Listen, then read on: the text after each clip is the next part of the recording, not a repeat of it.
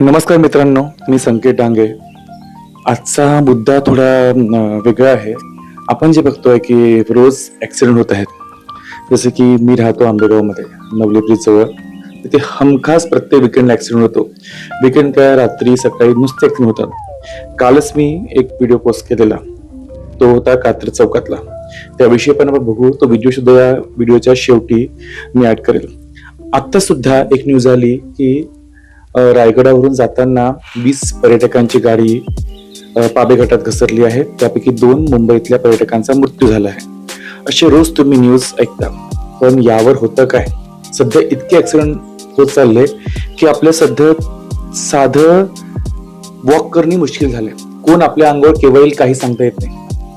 मला असं वाटतं की त्या विषयक गव्हर्नमेंटने, सरकारने किंवा काही सामाजिक संस्था असतील त्यांनी सर्वे केला पाहिजे की यावर कारण काय. काल मी जो ऍक्सिडेंट बघितला त्यातला ड्रायव्हर सुद्धा चांगला होता, तो मद्यधुंद नव्हता. आपण विचार करतो की ड्रायव्हर दारू पिलेला असतो, हे ते, असं काही चांगला होता.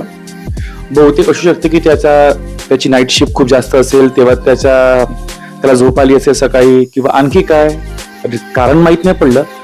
पण अशी वेगवेगळे कारण आहेत की काही लोक काही वेळेस ड्रायव्हर मोबाईल वापरतात, काही वेळ वेगळेच विचार सुरू असतात, घरचे काही वाद डोक्यात सुरू असतात, किंवा मालकाची खुन्नस असते, किंवा रोडवर कोणीतरी आपली चुकी नसताना समोरची चुकी असते. अशा खूपशा गोष्टी घडत असतात. पण माझी एक विनंती आहे सरकारला की यावर सर्वे करा. अपघात का होत आहेत याचा विचार करा. शोधून काढा की आपल्याला ते अपघात कमी कसे करता येईल. स्पीड ब्रेकर कुठे लावायला पाहिजे.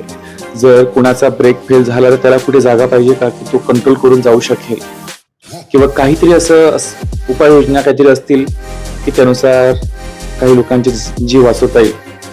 काल मी जो ऍक्सिडेंट बघितला त्यात त्या ड्रायव्हरने गाडी एका बाजूला घेतली, चौकात खंबा पडलेला इलेक्ट्रिकचा. पण बरं झालं की समोर बस स्टँड, म्हणजे त्या ऑटोचं स्टँड असून पण तिथे ऑटोमध्ये कोणी नव्हतं. तिथे ऑटो लागले पण नव्हते. नाहीतर तो खंबा पडून तो ऑटोवाला पण मेला असता. हा ऑटोवाला चहा प्यायला गेला होता, त्यामुळे हा ऑटोवाला वाचला. अशी काही वेगवेगळे तुम्हाला चित्र घटना पाहायला मिळतील. हे इतकं घडत चाललं आहे, जास्त घडत चाललं आहे. लोकांना जीवाची काही घेणदेण नाही.